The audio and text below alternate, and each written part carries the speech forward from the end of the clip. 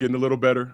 We appreciate y'all bearing with us while we get our new studio ready to go. Should be ready in the very, very near future. But until then, we're going to be remote and keep doing these shows. This is Gil's Arena presented by Underdog Whoop Whoop. I'm merely a host, Josiah Johnson. Unfortunately, Gil could not be with us today, but we got the rest of the crew here, joined by NBA champion of the world, Swaggy P, Nick Young. Represent Tough Crowd card carrying country club member. We got Mr. B, Brandon Jennings. Dog Bowl champion of the Gills Arena crew. Congrats. A tightly contested race. Mr. B, I heard you were roaming the streets of Santa Monica celebrating your win Sunday night. Right, y'all see my check? My check. I need my $10,000 credit, my check. $10,000 underdog credit championship belt, championship ring to the Dog Bowl winner, Mr. B from the Gills Arena crew. We also got the distinguished gentleman from Oak Cliff, former #1 pick, Kenyon Martin, back in the arena with us. What's up, K-Mart? We're having technical difficulties. That's what the hell is up. What's happening, man? You already know. We are going to bear with you while you get your stuff together, but we appreciate you pulling up. And last but not least, the man they call Cemetery Larry, NCAA champion of the world, Dr. Rashad McCants, PhD. Is that a new book? Same book? Same book, same chapters. New chapters may be added on this show today. We got a lot to discuss. Here's what's cracking in Gil's Arena today. SGA delivered a historic performance to lift the Thunder over the Nuggets. Did Shea secure his second straight MVP? Jayson Tatum made his return from a torn Achilles after just 10 months. Are the Celtics the favorites in the East right now? And the Spurs are 15-1 in their last 16 games.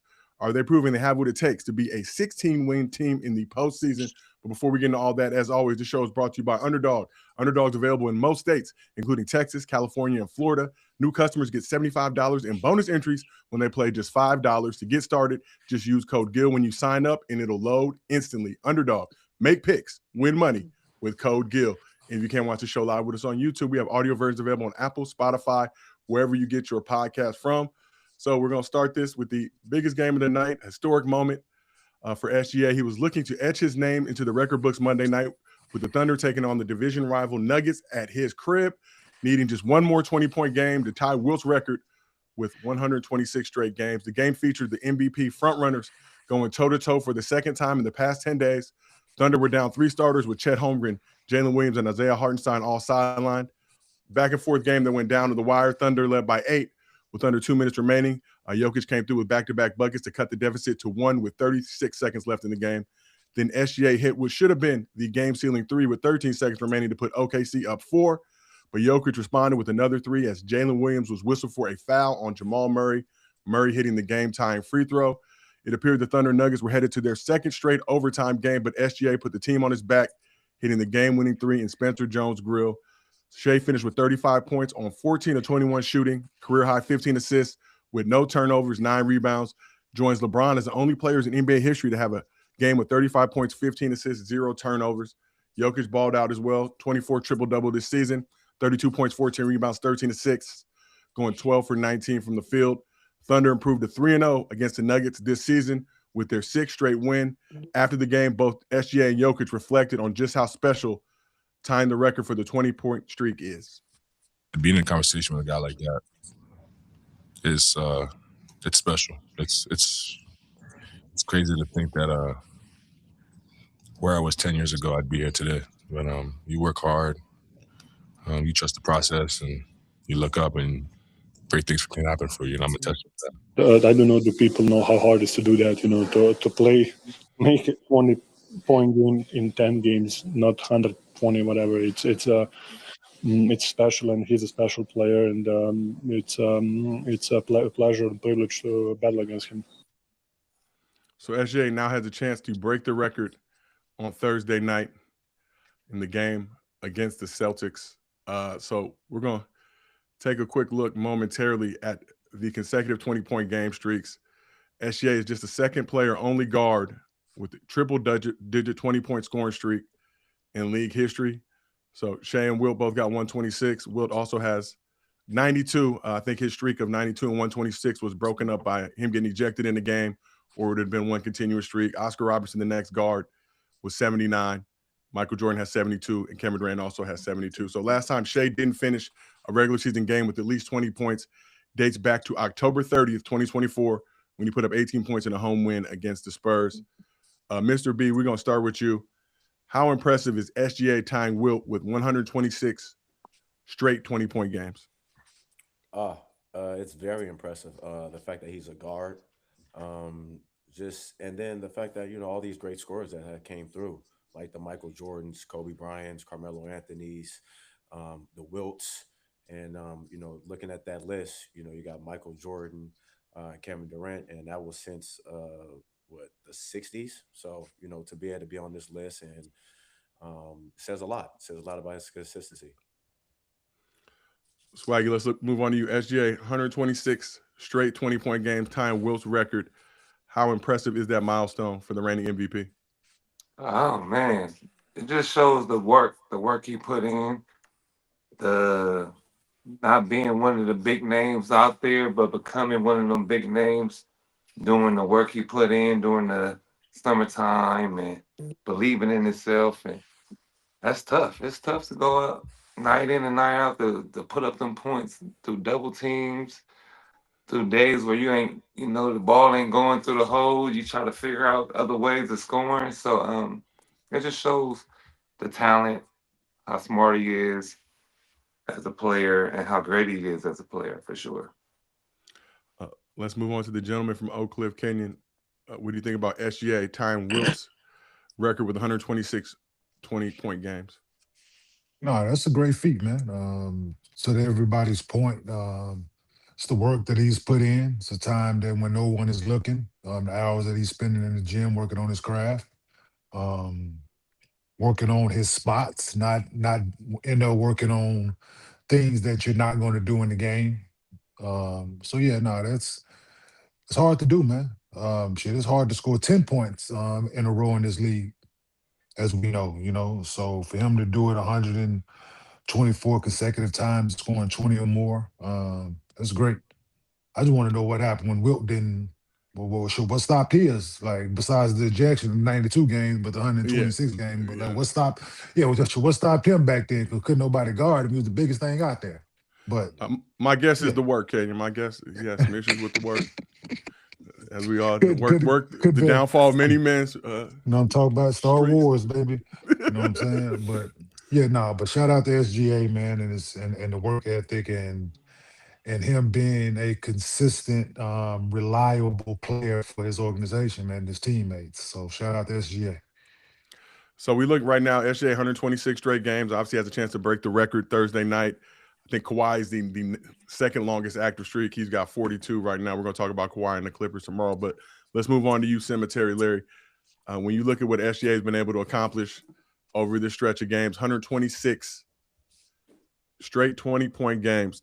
How impressive is that feat? I'm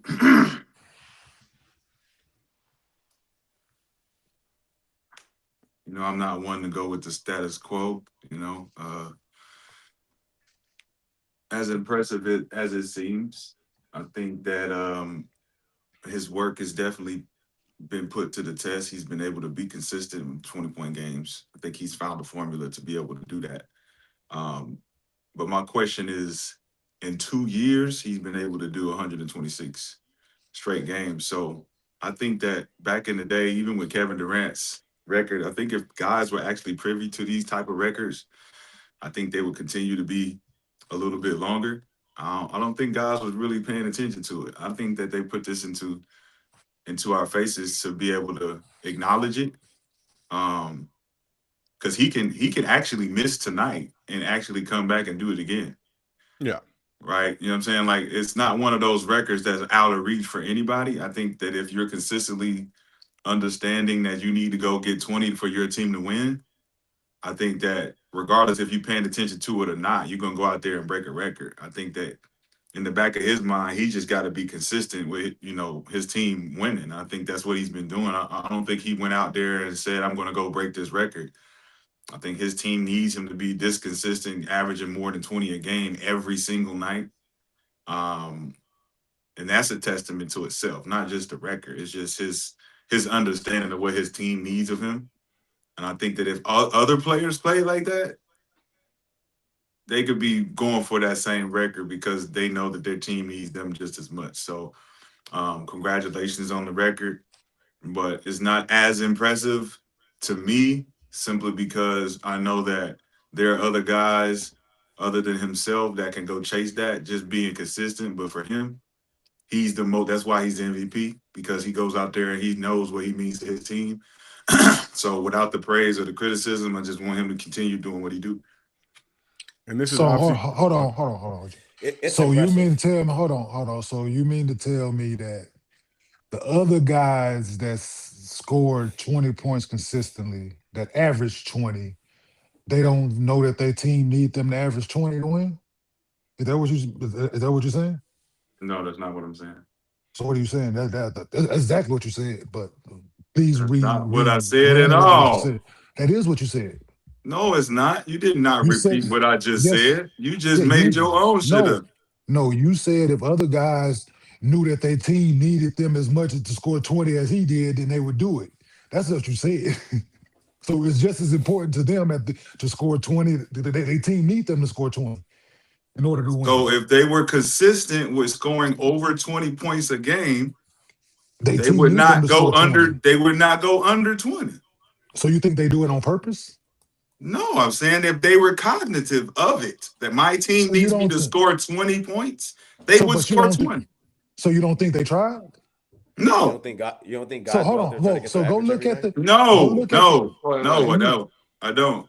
But look, I just wanted to say if you average 25, but hold up. 25 of that. Hold up. Yeah. So this is why y'all got Gil not on the show, because y'all all said y'all piece. I say my piece. Y'all got pushed back against my piece.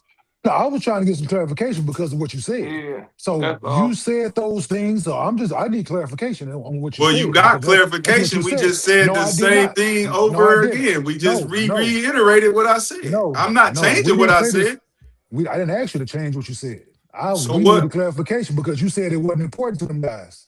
No, I didn't say it wasn't important. I said that they would do it more. The guys that averaged 20, if they knew that their team needed them to average 20 to win, they wouldn't do it. That's what you said. They would do it more often. They would score at 20 or more every night. So how do they average 20 then, Rashad? Yeah. We just went over the averages. So how do they average 20?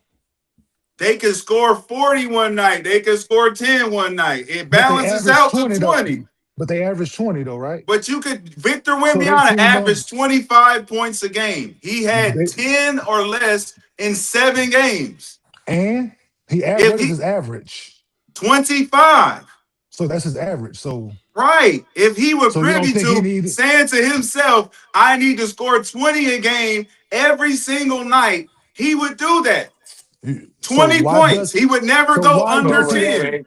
So Kobe was with Smush Parker and them. You didn't think he thought that? Why does he average 25? If Kevin Durant was privy to this record, he would have never went under 20 a game. So he'd have never scored less than 20 points.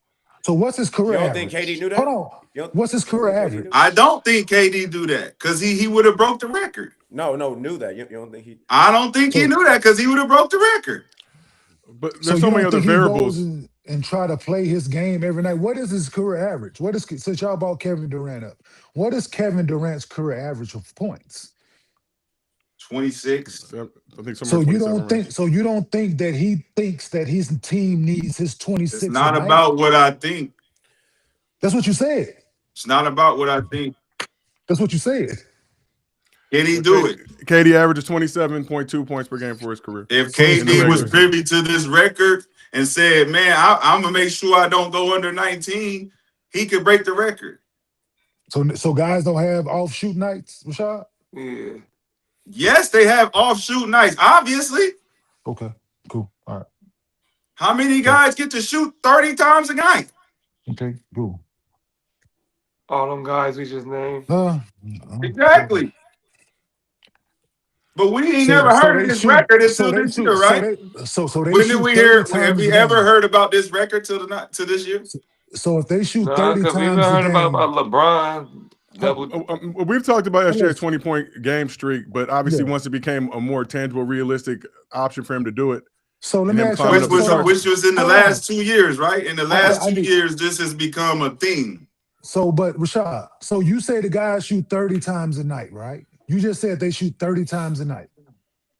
Why do I they said shoot 30 times a if night? guys shot You 30 times, if you you can just shoot no, 30 that ain't times what a you night. said. That ain't what. So you said the guys that shoot 30 times a night. That's what you said. Quit switching. Nobody your words up, shoots dog. 30 times a night, Kenyon. You just said it, Rashad. No, I'm I not didn't. putting I words in said your if mouth. guys shoot 30 times a night, if you have the ability to shoot 30 times a night, Why do they? because they're the man of their team.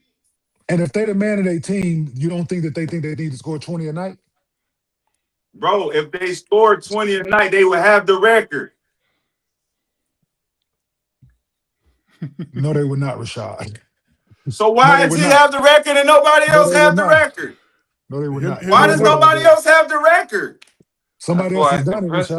Rashad. Huh? Yes, That's why it's it's impressive. impressive. Yes. But there's so many variables. Guys What are getting you hurt. We talking? talked He's about done it in ejections. 2 years. The guy can literally focus on scoring 20 points a game every game. If he's Jalen Brunson can do it.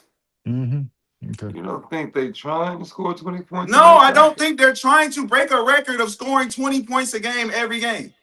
No, I'm saying just in general, you don't think guys are trying to get over 20 every night? Yeah, like They're trying to win games, bro. And why is that? If I'm averaging over 20, I'm trying to get over 20 a night. That's you. Like what?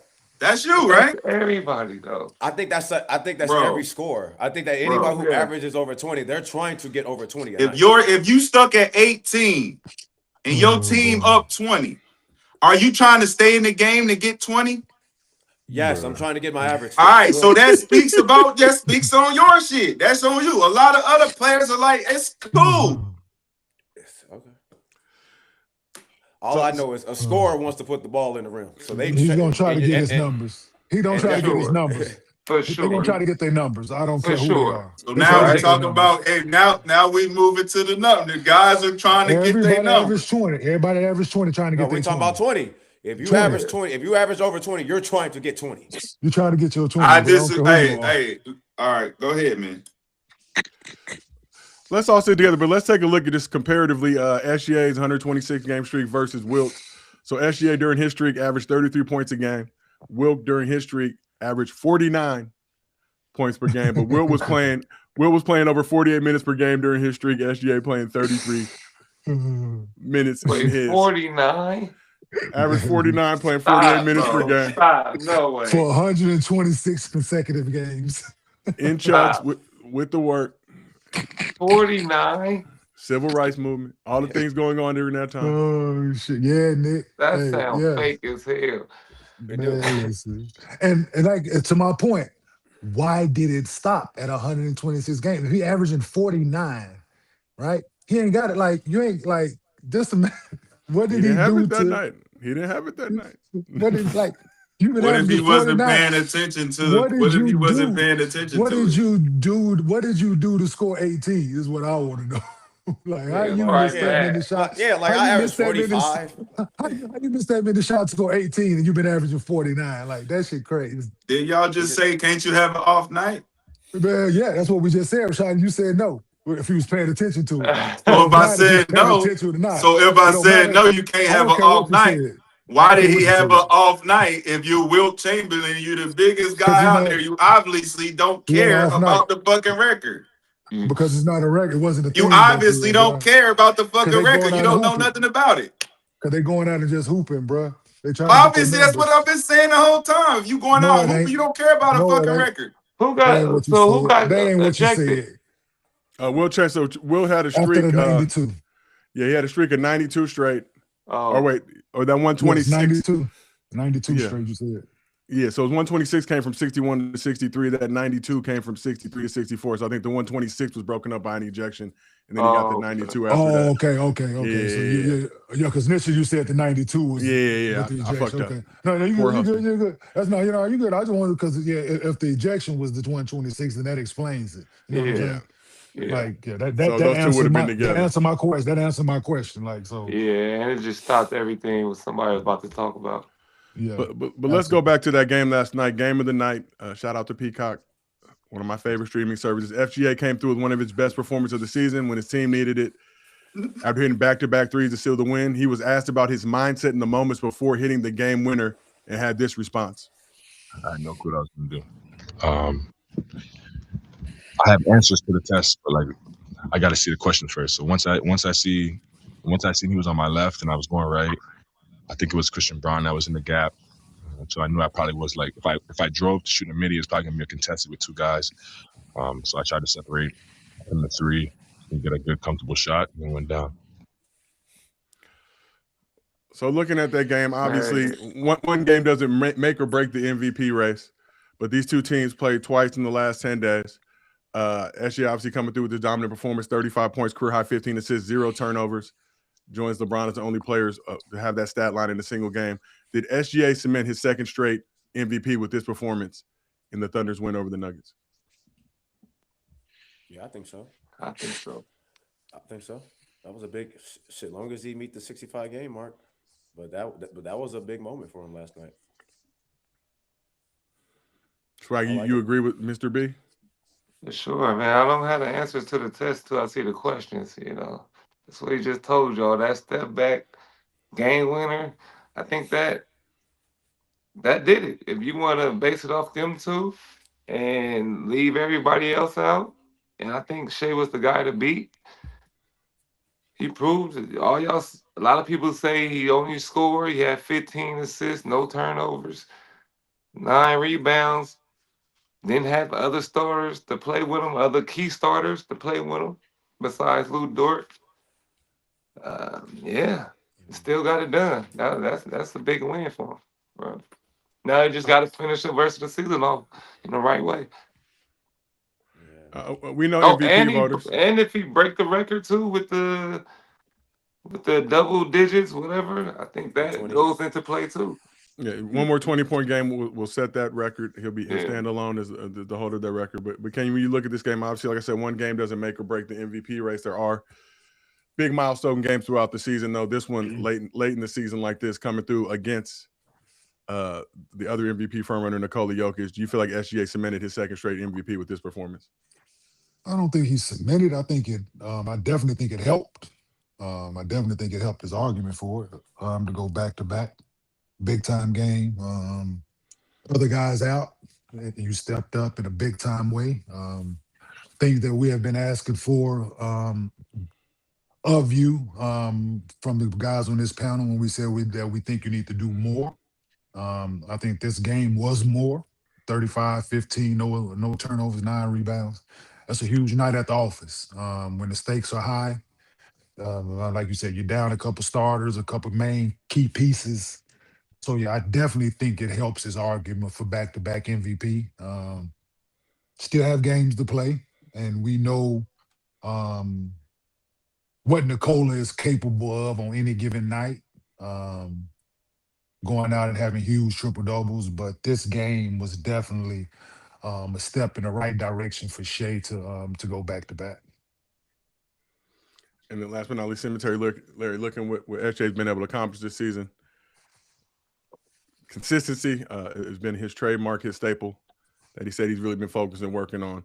Do you feel like this performance helped him cement his second straight MVP? Strong case. The moments are the moments for me. There's plenty of basketball to be played. There's plenty of performances to be judged. So he continues at this trajectory. He can definitely go back to back. But I think Anthony Edwards, Wemby, and Jaylen Brown, as consistent as they're playing and bringing their teams to the forefront, is going to be a race to the end. But, popular opinion always wins when it comes to all of that stuff. So they're going to keep the guys in front who are in front.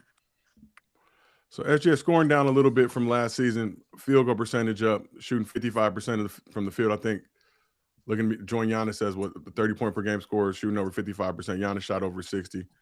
So Thunder still number one in the West. Obviously not the same record as last year. Won't have as many wins as they had last season, but have dealt with a rash of injuries throughout the season, including Jaden Williams, obviously All-NBA, all defense last season. Do you feel like that helps SGA's case if he can hit that game minimum? I think he can miss like 6-7 more games and still be eligible.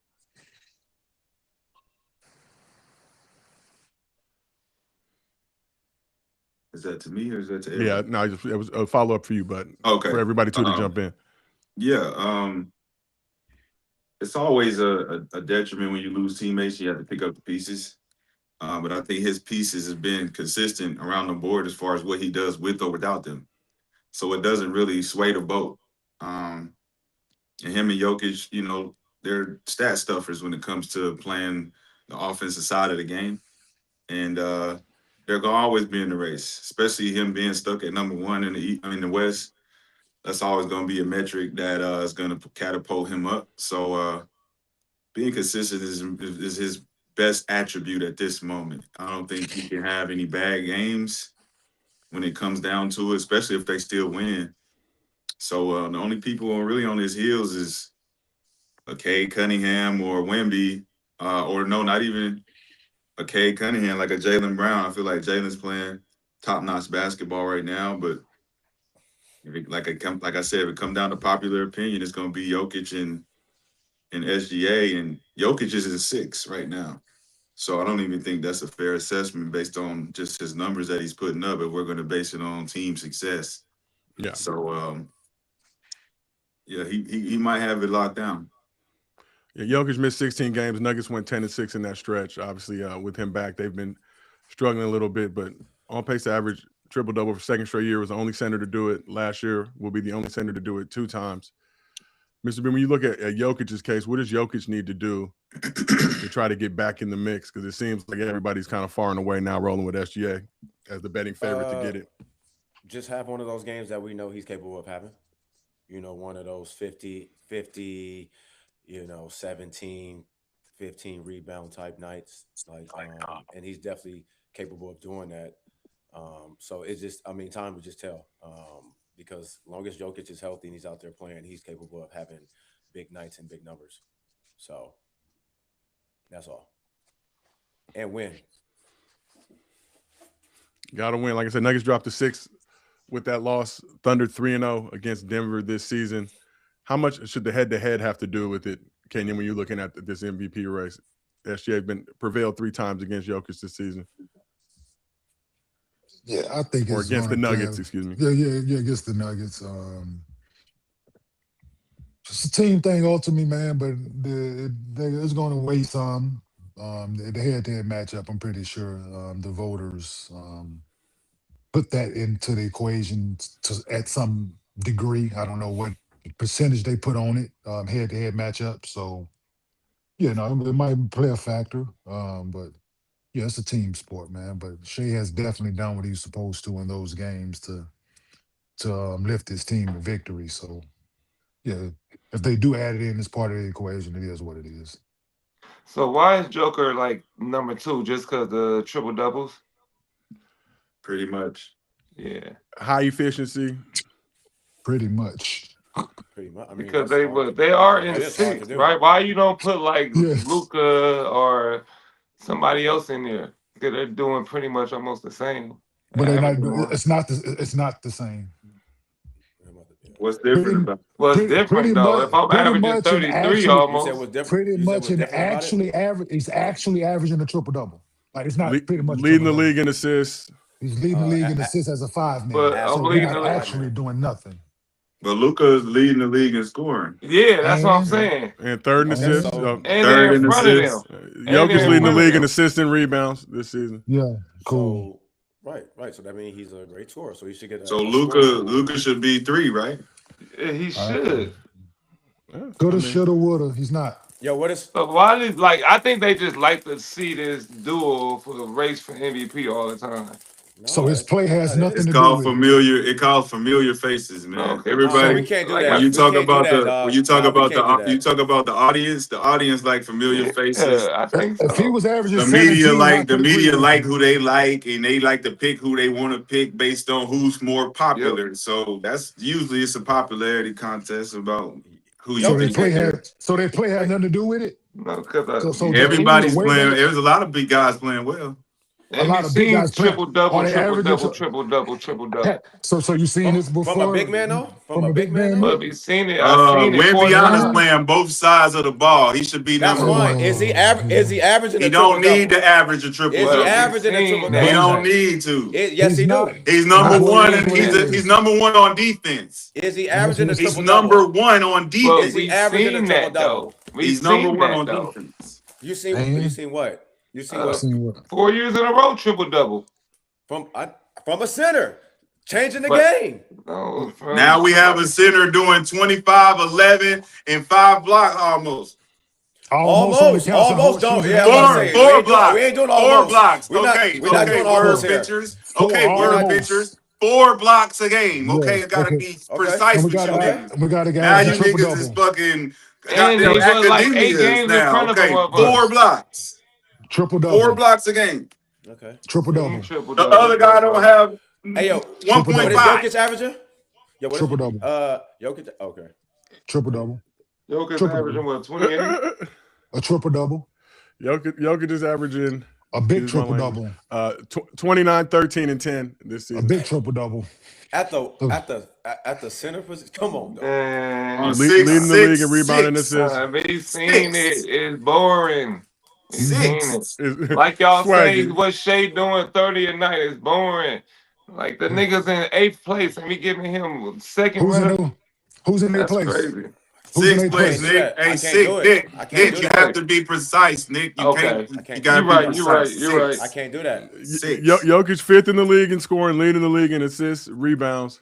That's cool. It just seems like I see it both. I understand what Shea's doing. I respect what he's got going on. I'm not to say he's not the MVP, but I don't understand how they're getting fatigued with Jokic having a triple double at such an efficient rate. Ain't no damn fatigue, man. The man, if he was averaging 17, 9, and 4, and they had him in the MVP conversation, then you could give me voters fatigue. All that. Yeah, I can hear you then. But no, it's not the case. The case is you're in 6, and then it doesn't matter about your triple double. Your triple doubles don't mean a fucking thing, but stat line. It don't mean shit. Yep, cool. They just was in 6 just now, so they just dropped to 6. They just dropped to 6, so that you want to use that for your argument. They didn't drop from 1 to 6. I know that. Triple double. I know that. Triple double. They didn't go from 1 to 6. He went from triple double to triple double. That's all I know. So, but let's get back to triple double. Let's get back to SGA With a ring for just a moment. So SGA been on a legendary run these past 4 seasons as he's helped turn the Thunder from mildew to barbecue. Let's take a look at some of the notable highlights. He's made 3 straight All-NBA first teams. Last season became just the 4th player in league history to win a scoring title, MVP, and Finals MVP in the same season. This year is on pace to be the first player since MJ with 4 straight 30-point per game seasons. Also, 4 straight seasons shooting over 50% while doing that. On pace to have the 2nd highest true shooting percentage in a 30-point per game season behind Steph Curry. And on pace to lead the league in 30-point games for the 4th time. Only Wilt and MJ have done it more times. So when you look at SGA, and we talked about this, a lot of basketball left to be played in his career, but this run he's putting together right now, how far is SGA away from being in the discussion amongst the all-time great guards in NBA history? Guards or point? You said how far off is he, or you said is he? Yeah, how far away is he? You're looking at this run he's on right now. If this continues, should he get another MVP, another Finals? What he said guard. So 4 straight since Mike. He'd be up there. You're making an argument. He's climbing. He's climbing. He's climbing because you said guard. So to Brandon's point. I said guard. I mean guard, point guard, shooting. I mean he kind of operates in that combo guard space with his ability to score the way he does. Now we saying point not guard. As high on the facilitator. Now if we saying point guard and he does it all again, yeah, he's knocking on that door. He's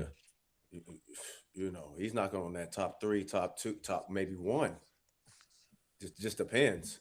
Easy now. Still got Magic Johnson. I know. But I'm saying he's not knocking on that door. If he do another MVP though, he's knocking on that number 1. He ain't knocking on that door. 3 in a If he go 3 in a row and keep doing what he's doing right now, Well, what Yo, you talking about? Well, he only had 2 right now. He got to get another Right, one. right, Now. He's right. at He 1. get another He's one. at 1. He got to get to 2. Yeah, He got to get to 2 before he get to Yeah. 3. So let's start with this season here, right?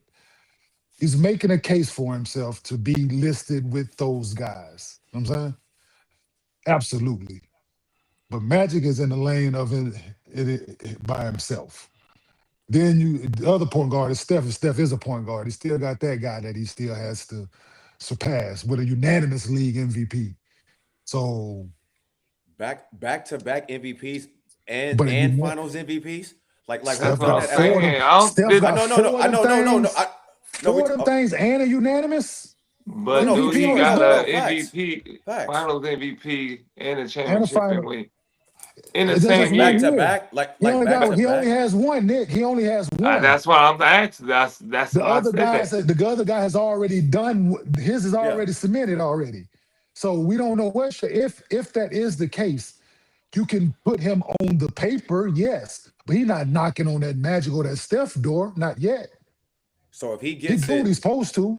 so if he does everything he did last year, This year, So I still can put him on the paper. he's top 3. You can put him Point on the guard? paper. No, top 3 point guard ever. That's tough for me because I'm an Isaiah Thomas guy. Y'all forget about Zeke, dog. So let's not do that.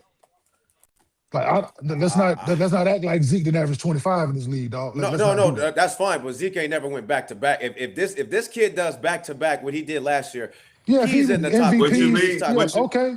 He's top 3 Back-to-back already, championships. right? Zeke got back-to-back championships already, so that's what I'm saying. So it's But the if he does MVP this, though, I'm gonna put him on the paper. Yes, I'm saying to your point, it'll be tough for me to put him over Zeke, but I might have to if he back-to-back and like sweep it again. yeah. I can start that conversation to put him above Zeke. But Magic and Steph right now, that's tough. Okay, And no, Oscar Robertson, that's tough. But okay. But I get you. He's better than So I can dig what you. Let's not. Here we go again. But He's better Better than than Oscar Robertson. He's better than Oscar right now. He's better than Oscar Robertson. He won that Oscar one. He Robertson. won that one. He won that one. I'll give you that one. I concede that one, even though he's a Bearcat. I can see him. That's a tough one for me. That ain't about to Yeah, break yeah, Will yeah. Chamberlain. So Hey, wait. Hey, that's So a wait, tough one for so me. wait, Hey, so that's wait, a break the SGA, Will tough one for me, Chamberlain? B. Did they break That's the a Will tough one for me, Chamberlain B. record, though? SGA is better than Oscar Robertson. Man, that Yes. nigga. That's what we saying on paper. Yeah, I Oh am. shit. Yeah, I can concede if he does what he's supposed to this year. I'm not saying what he's done so far. Adding what he did, if he does exactly what he did last year, win MVP, Finals MVP, Eastern Conference, Western Conference, if he does all those things again, I would put him, yeah. But right now, I'm not saying he's better than Oscar. Not today. I'm not saying he's better than Zeke today. So Shout out I think to not him. to- What he thought. I Yeah, think he not moved today. into that category after the Boston game. no, you know what I'm saying? So he's trending in the right direction. Absolutely. I think SGA too big for Zeke. Put him right there on that. Isaiah would gave that boy fits, man. Too consistent. I'm gonna just get right to all that. Don't forget Zeke was No, for sure. doing No, it. for sure. No, for sure. Come on Yeah, now, I think let's Zeke not For sure. come on now, let's not do that. And we're looking at right now, but we're also looking at just trajectory of what he's going. I mean, you got the 30 Yeah. points, 50% for That's potentially 4 the straight most seasons. Only impressive Mike has thing. done that. The fact that he's shooting 55 from the field, Josiah, as a guard, yeah. That's big man shit. Like that's Giannis, that's Shaq, that's Nikola, that's Joel. Like that's what you expect from bigs, right? To shoot 50 plus from the field and be as consistent as he is. So yeah, that's just him knowing his game as well, man. Not selling for a bunch of threes, consistently with the mid range, getting layups, using team deficiencies to his advantage. So yeah, no, him shooting 55 from the field is yeah. But also, y'all don't think him being in the record books for if he passed Wilt, that means something too, though. That's a record Okay. I don't That think gonna don't- get broken like But that. what does that have to do with him being better than another point guard, though? Well, Nobody y'all just done made that. a bunch. Y'all just made a bunch of stats and awards, the metrics of being better than the next point guard. Y'all literally just had that conversation for 10, 15 minutes. I made a Metrics and metric about stats what? being the thing that makes you better than someone. That's what y'all been talking about for 10 What minutes. conversation are you listening to? Y'all are talking about points per game, We're talking about awards, facts. MVPs. We're You're talking talking about about all facts. these things that makes We're him talking better about than other facts. guys. We're talking about facts here. We're talking Those are about the fact that stats, Magic bro. What are you Johnson, talking about? Those are stats. Those what are an MVP accomplishments. Those is are awards. a MVP is a stat. So It's what an do you make? accomplishment. It's an So award. what makes That's somebody on better than paper. that next person? That's on paper, right? That's already been done. Yes or I'm no? I'm listening. I'm actually listening to what y'all saying. So Is I was gonna Magic Johnson ask, done okay, so playing? the stats and is that the metric? What's the Is metric of making you the greatest of all time point is guard? Magic is Well, Magic Johnson done playing? obviously. So we have his career to look at, right? And so we can critique his career. Yes or no? Yes, you put him at the front. Is Isaiah Thomas done playing? You put him at the front, right? Is Oscar Robertson done playing? Did you put him at the front? These questions are the answer to those questions are yes. Those guys are done playing, Did so you we're put able to him at correct the those who front of couldn't the rank them. door? Did I put who? Magic Johnson. Yes. The Why did you consensus put him pick at the and why did you put him at the front? because I felt like it. And he Okay, deserves to there do we that go. because of There we his go. play. I'm not saying nothing Because else. I I'm not felt like it saying and his nothing play else. and his I'm not play. saying He nothing has else. 5 championships, league I'm not MVPs, saying all those nothing things. So yes. else. Yes. I'm not saying nothing else. And consensus has him at number 1. So what is your point that you're trying to make with your I'm dumbass not, antics? With your no dumbass point, antics, man. what are you trying? Exactly. You're just talking to be talking. No Because you point, ain't making man. no sense. You just want Continue to go on. against, some shit because you got a Continue fucking on, voice. man. Y'all Because you got a continue voice so I can keep box. listening. I can keep Because you got listening. a Go voice, ahead. but that's what you do best is listen. I'm Because them listening. Go shits, ahead. because the words that come out of your mouth makes no sense at times. So So what that's does what the you do metric? What's best. the metric? Nick, you just asked the question. Nick, you just said what now? What makes the player better? Don't bring me into y'all What shit. makes the player better? What was the question? We forgot. I Next forgot. question. Y'all, I Yeah. forgot. I ain't gonna Next lie. question. Oh, come on, So he man. can spew some more dumb shit. Next question, Joe. Come on, I'm enjoying man. this. I I'm don't know. enjoying I this. really did. Y'all threw me off. I don't Yeah. know what's going on now. Yeah, because he don't The he's asking metric shit that of make a no point sense, guard Nick. being the best point guard. Yeah, Nick, he wants to go against you, so please answer him, please, so he can have something to go against. Nick, Just prove because your point. I just want you want to to prove your point. he don't want to agree with nothing that we're Don't saying, make Nick. a point if you can't prove it. Give him something, Nick, that he can argue with you with. Please give him because Gil not here today. He want to argue Yeah. with somebody. So Yeah. Gil let not Nick here today. argue, Kenyon. Let So Nick hey, argue. Don't talk Nick, for Nick. give Let him Nick talk something. for himself. I'm trying to I help you, forgot what nigga. I even Hey said. Nick, Exactly. you Nick, gotta argue. make Let a him argue point that. and prove it. I'm asking you to prove How your did I point. get in this? What I I say? don't know. I don't know how you got Exactly. it. You got substituted in because you know niggas be wanting to prove their point. Just prove the point.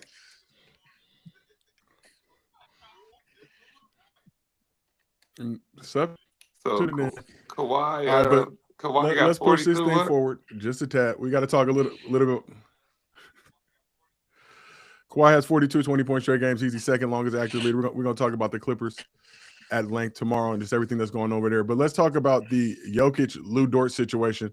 So in their last meeting, February 27th, similar to this one, there was some controversy. Lou Dort got whistled for his second fourth quarter flagrant foul on Jokic after he smacked Joker in the grill with his left arm while fighting through a screen. Dort told ESPN's Tim McMahon, just lost in the competition, but shook his hand, said, "Great game," and I apologize that happened. With Jokic saying he didn't feel like Dort's flagrant in this game crossed the line. So, Kenyon, we'll start with you. What do you make of Luke Dort getting flagrant fouls on Jokic in back-to-back games? Man, those are not flagrant fouls, man. They called it as one, so you got to go with it, bro. But Nicola didn't think it was. The one last night, I mean, you because know what I'm saying?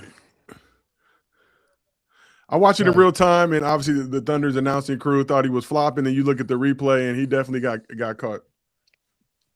Yeah, you get hit, but it's not flagrant though, man. Just because it's reaction to certain things, and it's not that. Like certain things that you can be like, damn, that was flagrant. Because trust me, I know.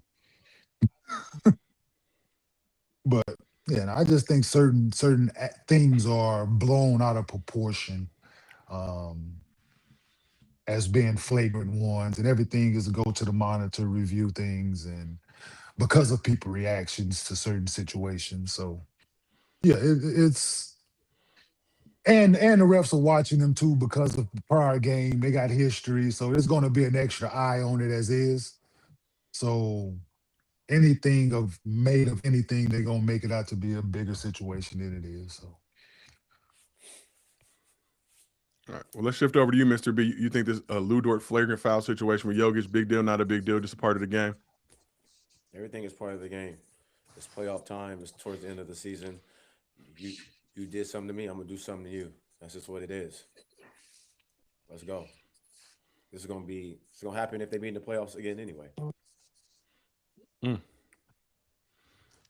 Let's move on to you, Swaggy. Lou Dort poking the wrong bear, messing with Jokic. Back-to-back flagrant fouls. They played February 27th, played last night. Flagrant fouls in the fourth quarter of both of those games. Hey, man, you ain't got to worry about Joker. You got to worry about his brothers after the game. So that's the only thing. Luke Dort, they see each other in the playoffs. You might want to go out, have some dinner in Denver. You got to watch out for them crazy motherfuckers. So, but what he did last night, it's a part of the game. I love that, they making it, a playoff atmosphere. But I just know from seeing, certain things for the couple days I was there, his brothers are big too, bro. And they got into a fight in the crowd when I was there. So you gotta watch out for them. You keep messing with them.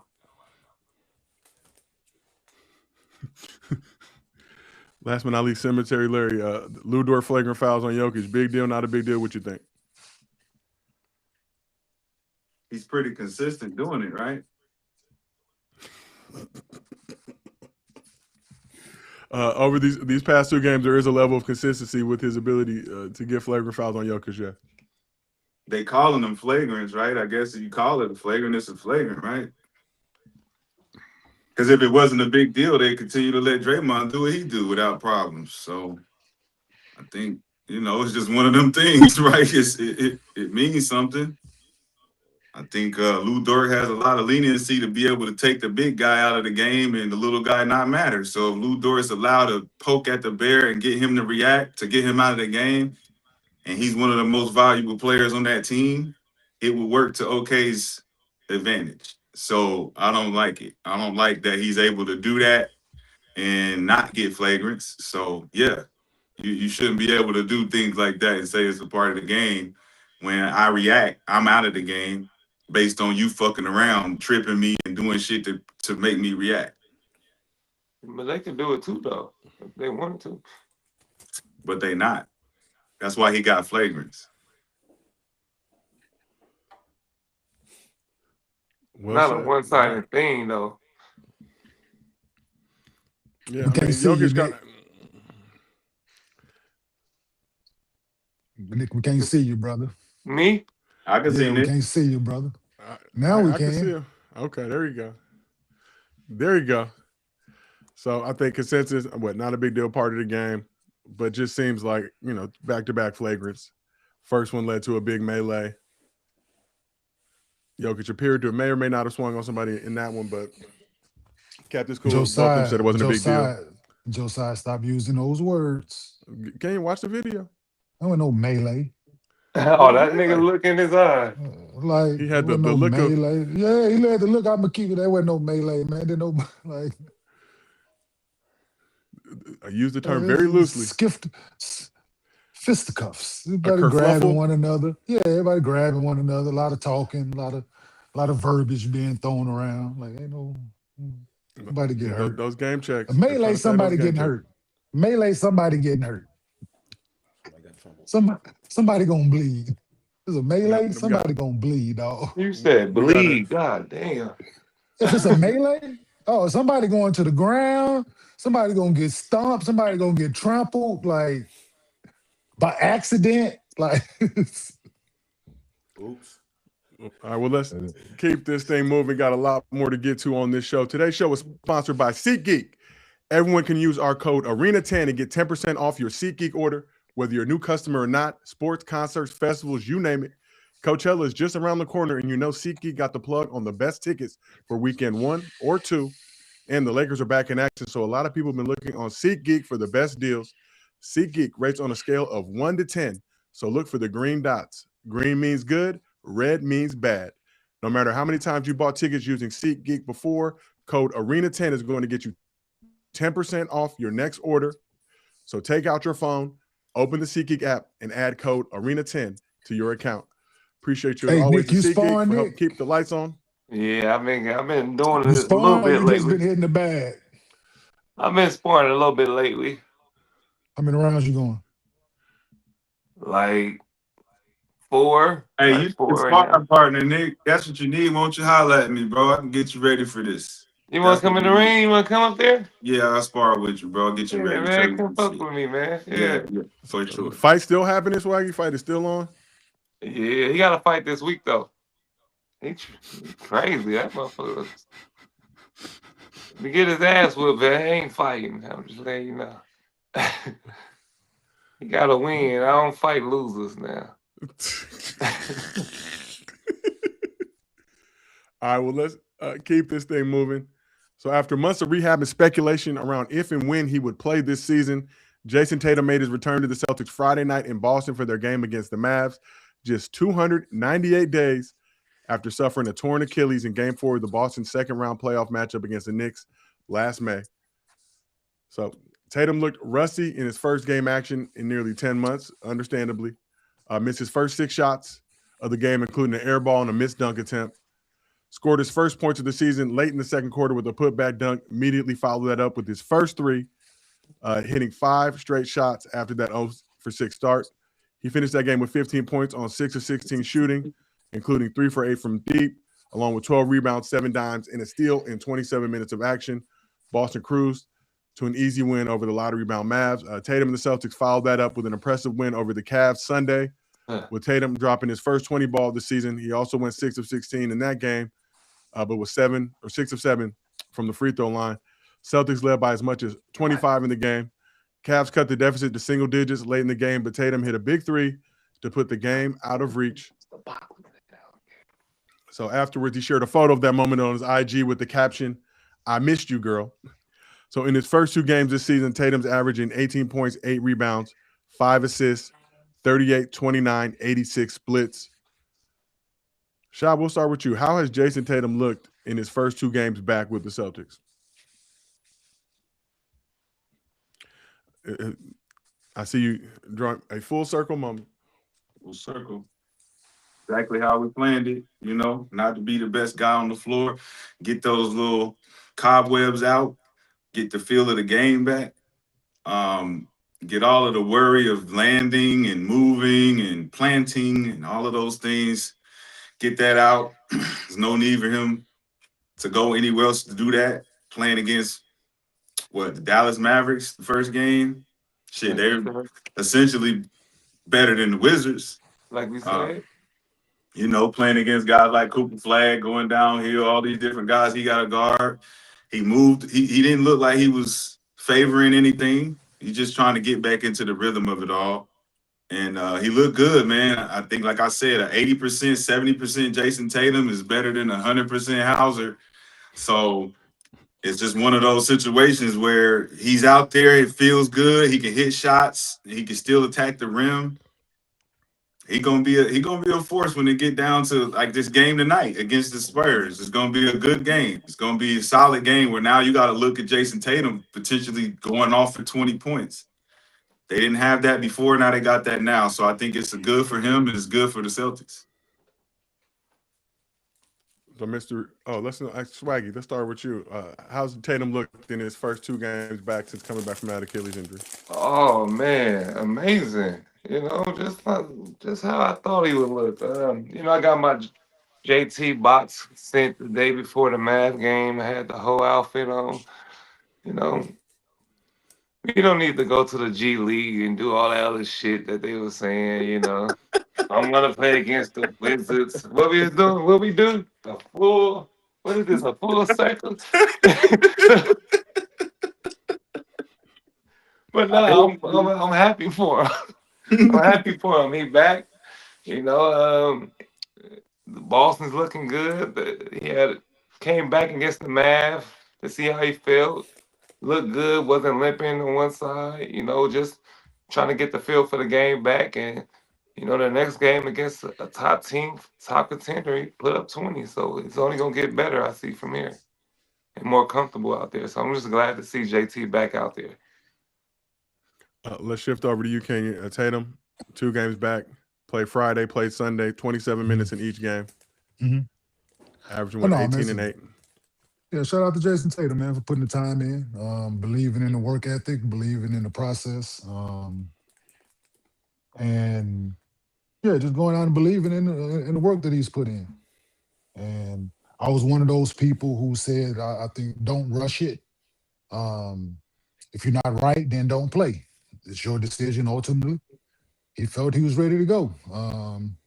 10 months in, strong enough to go out and compete. I'm pretty sure they monitoring how he feels. So yeah, shout out to him and his team. And yeah, no, because it's more of a mental thing at this point. I think he put the work in physically, but going out and trusting it mentally, I think is the biggest hurdle. And once he got over that, then he was ready to play. So shout out to Jayson Tatum. And hey, Chad, let's congratulate Rashad on his opinion becoming true. Because all that full circle shit, all that, it all was based on an opinion, y'all. So just let's congratulate Rashad on so he can feel like he won something today. No. Let's just put the tombstones in the chat. That's what we do. Remember that? It was an Let's opinion. put the tombstones in the chat. It was an opinion we all gave on the couch on what Josiah asks us what we think about Jayson Tatum return. We gave an opinion. Swaggy, they fought us tooth and nail, didn't they? Therefore, it was an opinion. Swaggy. We thought that he should wait because it was an injury. We asked Brandon because he had the injury. So let's say congratulations to Rashad because we all gave an opinion, and his opinion became that Jayson Tatum made it back. He would be the first. He would be the first of his kind. He would be the first. The first of what? The first guard to come back the soonest, other than Kobe Bryant, to do this. I thought he was the first. I thought he was the first. The youngest. I thought he was the first to do it. I think Kobe had He's less the youngest days than him. Dominic Wilkins also. He had less days than him. So now he's the youngest. I thought he was the first. Now he's the youngest. He's the youngest. Now he's the youngest. So now you're gonna switch with, hey Brandon, hey B, he wanted. Let's tell him congratulations, B. Him and Nick both. You guys' opinion became true because y'all thought he should come back. Cool. Well, let's shift over to Mr. B, though. Mr. B, last but not least. I never heard that from Kenyon. You ain't never heard it, Thank man. you, Kenyon. You know how many of those he owed me, man? Oh, you shit. Oh, your goddamn thing, nigga. You know how many of them he owed me, man? He done been so wrong so many times, man. Right, Brandon, it all was an opinion. Yeah. Cool. Let's shift over to Mr. B. Only 2 games. You suffered a similar torn Achilles injury. So you're very familiar with goes into that, the rehab, the work that's going to put in. I think some of us were surprised to see Tatum come back so soon, less than 10 months since suffering the injury. But he's only played 2 games, so let's put that caveat out there. There's a lot of games left to be played. It remains to be seen how he will fare for the rest of the season. But what do you think about Tatum so far in these 2 games back since returning from that Achilles injury? I love it. But me and Kenyon, we said that was between him and God. So, it wasn't even if we were wrong or we didn't say he shouldn't play. It was just more of a decision between him and God. And, spiritually just coming back from his injury. And you want to I throw dealt- God in it. Man, he don't know. God told me the Right? same Yo, did I say conversation they Oh, you had. want to God throw was Kid, talking God to in did it I me like not he say too. gonna that? back off. Who Kid, you did think I not I say got that? my Just because he said information? God, I can't This talk shit about comes it. straight from the survival scrolls. Yeah, that's Nigga, this just straight from between what you God and Okay. knew. your ass. Like Don't I throw said, God in Hey, this. like I said, that's what yeah, I You said. said put God yes, in it. absolutely. God, No, I did. So we No, could I feel did. God. bad. I So we did. could back No, off. it wasn't. I ain't gonna talk It about wasn't. God now. I Talk ain't gonna about talk about God. God. God told me the No. night before. That's why I said it, nigga. God told me. Yeah, Okay. that sounds good. Anyways, Back to your like I was point, saying, Brandon. so yeah, I'm happy that he's back. He did look good his first 2 games. He's going to be battle tested these next 2 games against the Spurs and OKC. You know, I was a little worried because I did have the same injury, and coming back, I did go to the G League, which was fine, and I needed it. But with the new technology today, and like Kenyon said, his team and everybody that he has, I mean, it's different today. So, I just hope that he can just stay healthy. Yeah, so Celtics obviously beat the Cavs, top 4 team in the East. Have the Spurs tonight, number 2 team in the West. Follow that up with the number 1 team in the league, the Oklahoma City Thunder, on Thursday. So will these next 2 games give you a lot more perspective on just where he's at with the injury and what the Celtics can expect to get from him for the remainder of the season? Yeah, especially with the way the Spurs are playing. The Spurs are playing at a very high level right now. They have a lot of young guys. So defensively, he's going to have to, it's going to be a very intense playoff game. And then you got the OKC right after that. So, they like how they like to play. So, yeah, it's going to be battle tested. But like I said, it's going to be great for him. Just getting back in the mix and getting back into the mix of playing top teams too. Most definitely. And shout out Tatum, to 27 minutes in both those games. Struggled with the shooting a little bit, to be expected. 10-month layoff, hasn't played an NBA game since May, getting thrust now during this tail end stretch run of this season. But despite the rust, Tatum looked solid defensively in this small sample size as well. So we have some numbers. Once again, 2 games, very small sample size. So in the win over the Cavs, Tatum spent 75% of his defensive possessions guarding either James Harden, Donovan Mitchell, Jalen Tyson, or Dean Wade. Held those players to a combined 6 points on 25% shooting over 38 possessions. Overall, Tatum is holding his opponents to 30% from the field, 0% from 3 since making his return. 2 games. 2 games. But if it didn't look this good, we would talk about that. It does look good defensively. We would talk about this. So are you guys surprised at all by Tatum's solid play defensively so far in these first 2 games back from his Achilles injury?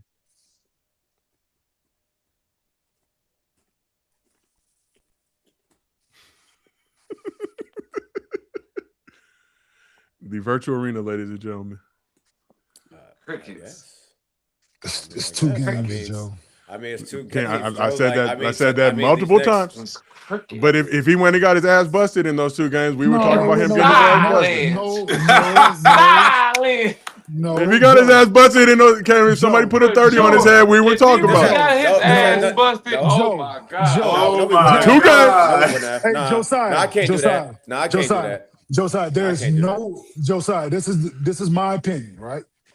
From me, there's no expectations, especially the first 2 games coming back from a major injury, offensively or defensively, in the first 2 games. So all these numbers, and I'm happy he's back. I'm happy his mind is together for him to go out and compete. Right?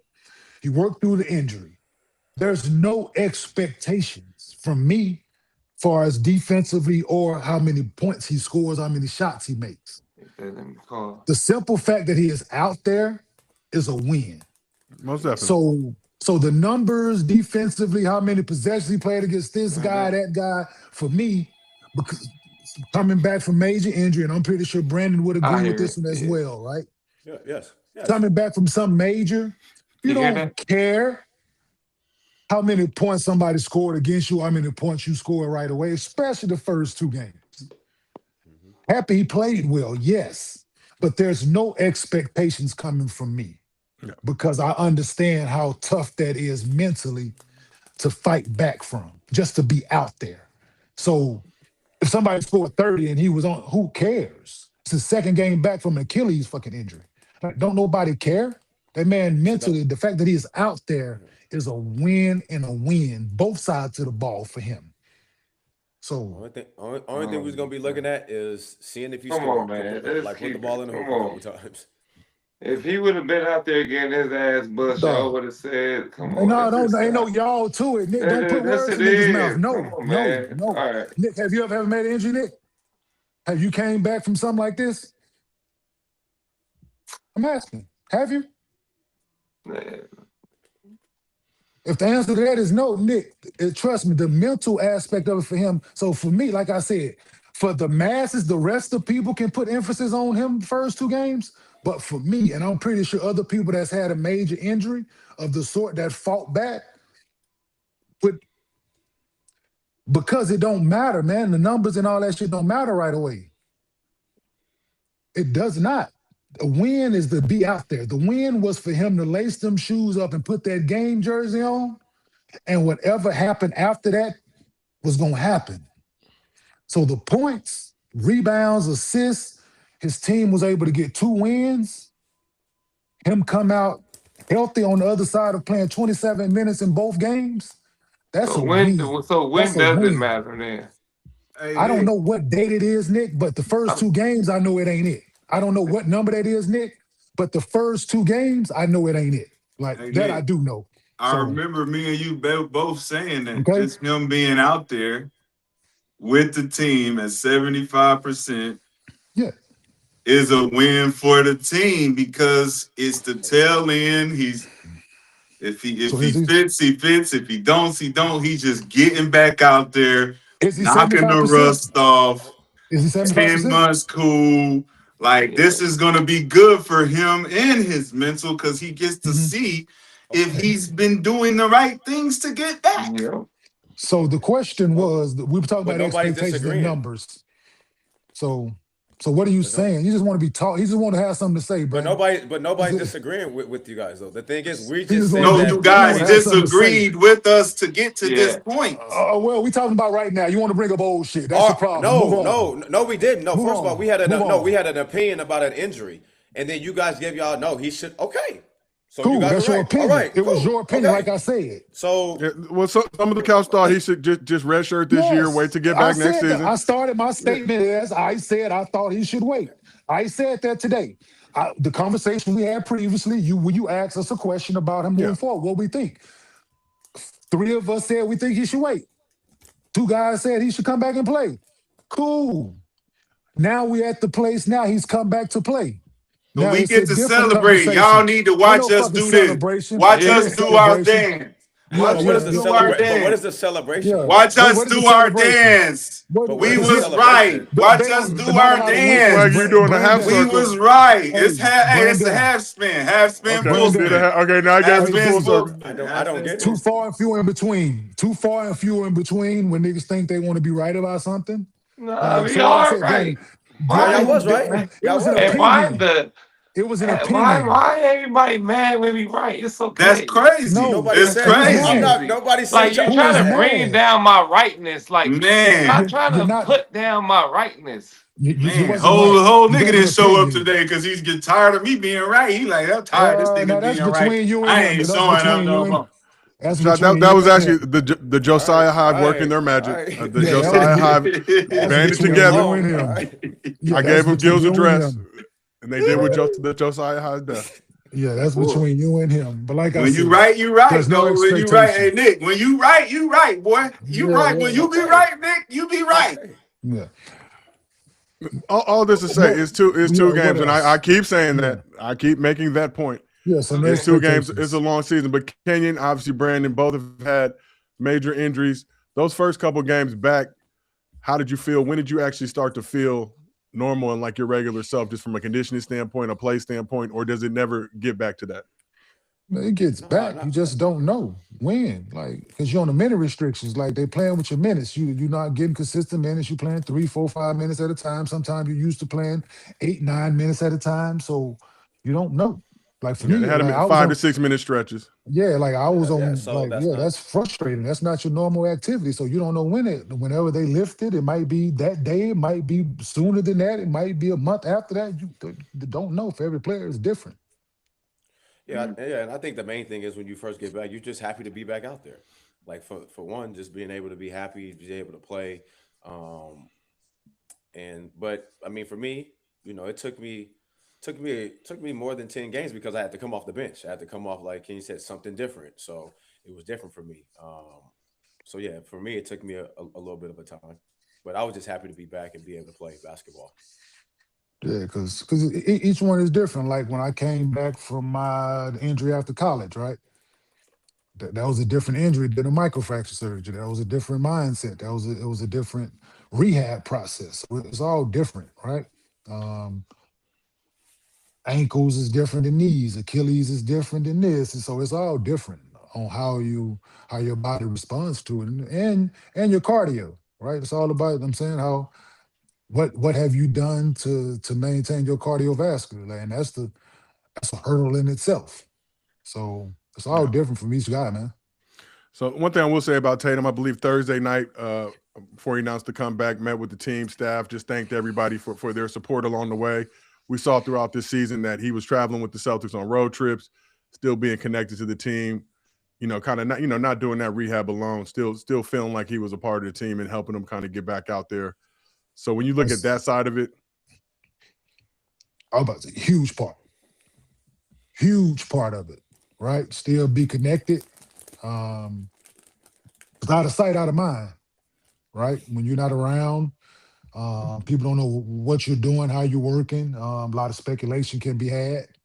Um, and and that's just a testament. He enjoys being around the group, the coaching staff, the guys. The organization is well ran, so they have a different camaraderie than other situations. For me, my second microfracture when I was missed the season, played the first two games, and I didn't want to be around.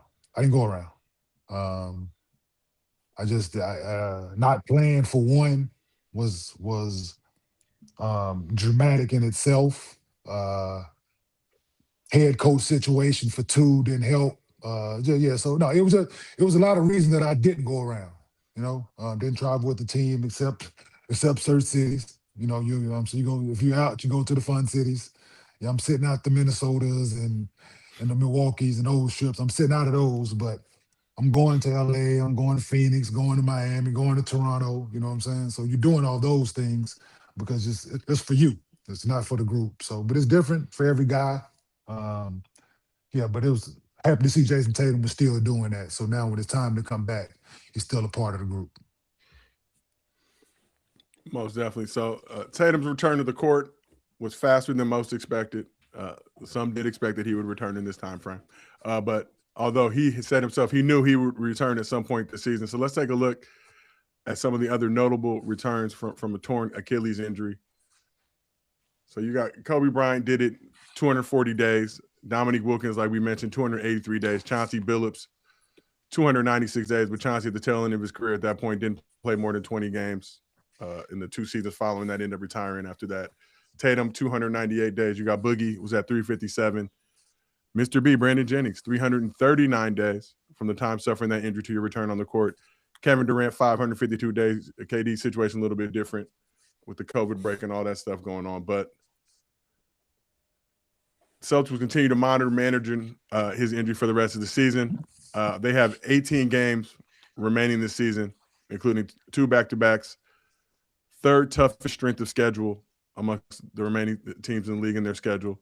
But you also have, when you look at the Pistons now in the midst of a 4-game losing streak, so Celtics are now just 2.5 games behind Detroit for first place in the East. So when you're looking at just Tatum's situation with these 18 games remaining on the schedule, how should the Celtics approach using Tatum for the rest of the regular season? And should it be important to them to try to jump into that top spot in the East if they can? I'll be the first to say I was wrong about the Celtics going into the beginning of the year. I counted them all the way out based on roster. Not necessarily Jaylen Brown's ability to lead, but just being able to have the guys around him to do so. He was able to do more with less all the way up to this point where now they can move into first, where they've been the last 2 seasons prior. And I think they go back to their original form. with that being said, looking at Detroit, looking at the Knicks, Sixers, and other teams in the East, with Jayson Tatum even at 85%, I think that the Celtics have an advantage when it comes down to team morale and understanding of spacing and everything they've done to be top team in the East. So this strength of schedule is just the tip of the iceberg. They can get past this going into the playoff. They can move into number one. I think now strong consideration of Jaylen Brown's leadership comes into, full circle. He should be definitely be praised as far as holding it down without Jayson Tatum and being able to be like, this is something that I was able to do and I was always been able to do as a number one guy for this team, both of them being Superman and Batman. I think it's commendable, and I definitely did count them out, and I was wrong about that because they're definitely moving into the trajectory of being the top team in the East. And you talk about Jaylen Brown, that leadership. Part of that leadership is being able to sacrifice, obviously, with Jayson Tatum returning. He was putting up career numbers to this point, having a career year right now. Numbers have obviously gone down slightly in the 2 games with Tatum back, but just from that side of it, those two together, just that a testament. And we talked about it, who's the number one, who's the number 2, whatever. But having now both these guys back in action together and Jaylen Brown being willing to, not even to say willing, but having to sacrifice for the greater good of the team. I don't even think it matters who's number one. I think the biggest thing is that, Jaylen Brown, he's shown that, he can carry a team when Jayson Tatum's not there. Now that Jayson Tatum's back, they can get back to that championship culture that they had all together. So as much as everybody want to put them together about who's the number one option, it really doesn't matter at this point. Because now you're in a position where people had you guys at 11th and now you guys are 2, and now you guys are getting a player like Jayson Tatum back.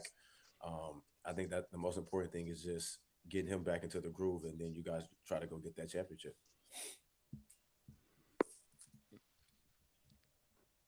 So, Swaggy, just for you two, when you look at these 18 remaining games, like I said, you got to monitor Tatum's situation. You can't take the victory lap per se off of just 2-game sample size with this time left in the season and gearing up for the playoffs, postseason, which is obviously more important than the regular season. How should the Celtics approach using Tatum for the remainder of this regular season? Same way. Smart. There's no need to play him. Yeah, there's no need to play him over 27 minutes right now. There's no need to play him in the back-to-backs that they have. And you just monitor how he feels. And it's on him to be honest with the medical staff. I'm pretty sure he has up to this point on how he truly feels. And I think that needs to continue. Playing him right now 35, 37 minutes a night doesn't make sense. Consistently with the 27 minutes, 27 to no more than 30, I think. I'm pretty sure it was supposed to have been around the 25-minute mark that they probably wanted to keep him around. But 25 to 27, I think, would be useful. Just getting his legs up under him heading into the playoffs. So I think just continue the same regimen that they have and just him being honest on how he feels. Yeah, this is a nice amount of games to get them ready for the playoffs, to get them more comfortable. I feel like you don't try to overdo it. He's a great player, great scorer. He could figure it out in a limited time he gets. He can still put up these type of numbers and be effective. And I think this just makes it easier for everybody else, especially for Jaylen Brown. He don't have to do too much or shoot the shots. It's probably tough. It's tough being a number one, getting double teamed and all that. Now you release some of that pressure, and you still got that same confidence. I think Boston gonna be scary, man. They're gonna be scary in the playoffs. That brings me to my next question. Like I mentioned, Pistons 4-game losing streak right now. Celtics 2.5 games out of first place. Does Tatum make the Celtics the favorites to come out of the East? For me, yes. And I'm not just being biased, but I feel like they got the pedigree. They've been there. They know how to win. And just having a guy that's 6'8" that could pretty much do everything out there. And they added a nice big to the team. that makes a difference from Al Horford last year, I think they're gonna be all right. Yeah. I'm switching my team back to Boston. You know what I'm saying? Shot back to Officially, Boston. officially back to Boston. You know what I'm saying? You were pondering a move to the Sixers. Have flirted with that for a little bit. Obviously, Embiid back hurt again. You have Wemby and the Spurs as your Western Conference team. You're going back to Boston, making your return. Making my return. You know, there's good morale going on. Lucky in the center of the court. It's good. It's a lot of good shit going on over there. You know what I'm saying? Might as well partake. Might as well partake in the green. You know what I'm saying? You have the green All screen right. behind you. I'm trying to figure it out. I figured it out. I said, fuck it. Why not? You know what I'm saying? So yeah, they look good. They out there playing together. You know, Joe got their shit going smooth. And yeah, they could definitely come out the East. I mean, I'm looking at Detroit. When I watch them play, they don't have a bona fide number two that can go At do all. what Cade Cunningham does. So what I've seen teams do the last 4 games is take him out of the game and force Jalen Durden to do more than what he's used to. No one else is picking up the pieces, picking up the slack. They don't really have another guy that can get you 20, 25. That puts pressure on Isaiah Stewart to hit threes. He got to get 15, 16 points. That's uncharacteristic for him. I don't see Detroit holding it down that long to the point where they're going to beat a Boston or New York in 7. Yeah. You got cooling off on the on the Pistons a little bit, heating up with the Celtics with Tatum. Again, it remains to be seen how Tatum's injury reacts to this heavy gameplay once you shift from regular season to playoff basketball. But moving on to you, Kenyon, do you think Jayson Tatum makes the Celtics the favorites to come out of the East? 18 games left. Detroit's struggling right now.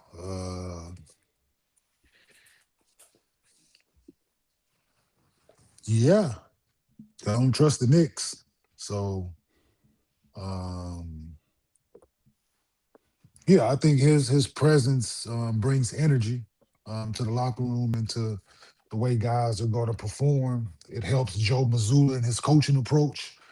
So yeah, I would agree that right now the way the guys other teams are playing around Boston, them being able to go out and beat Cleveland already. Yeah, yeah. So I would say yeah they are. I would pick them as after 18 games. Yeah, they'll be the favorite to come out. Yeah.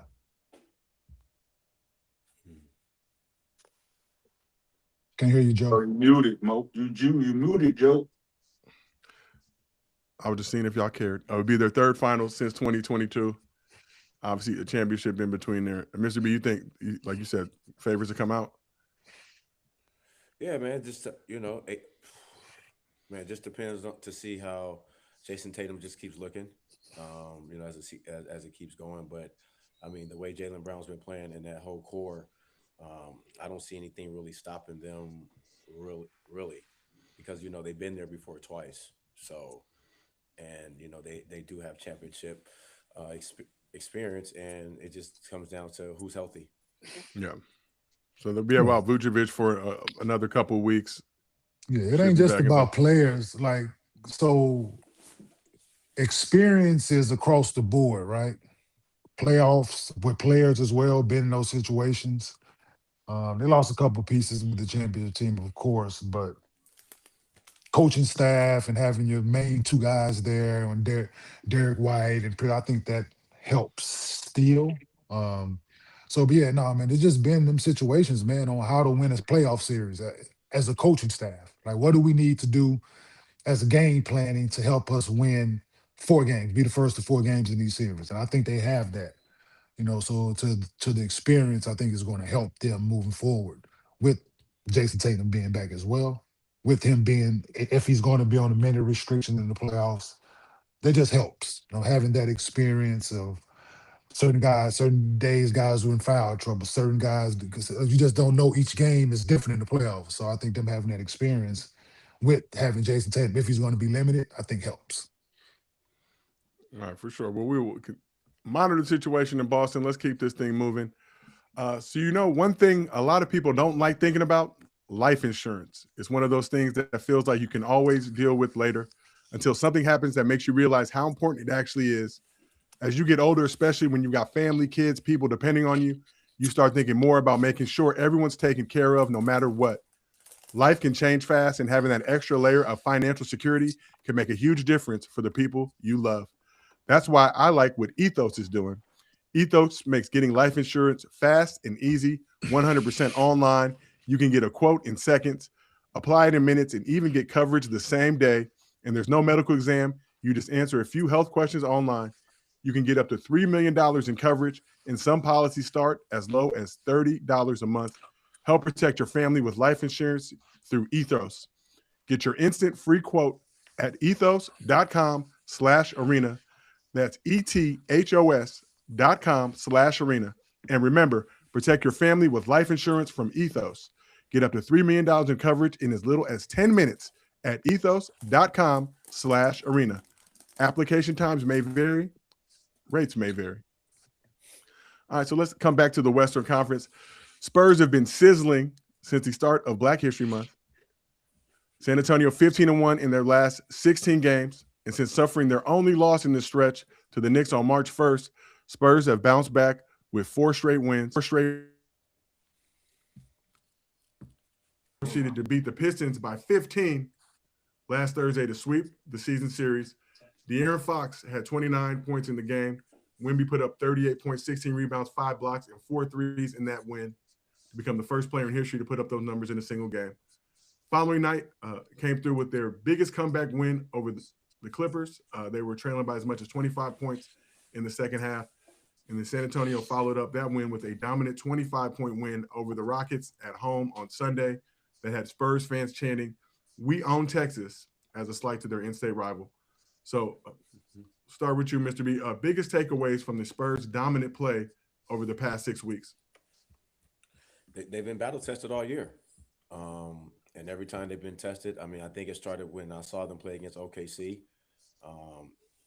And when they was putting OKC in the body bag and booming on them earlier, I knew it was a different team and a different mindset this year. So, I mean, Wemby's healthy, and they have a lot of young guys that can go.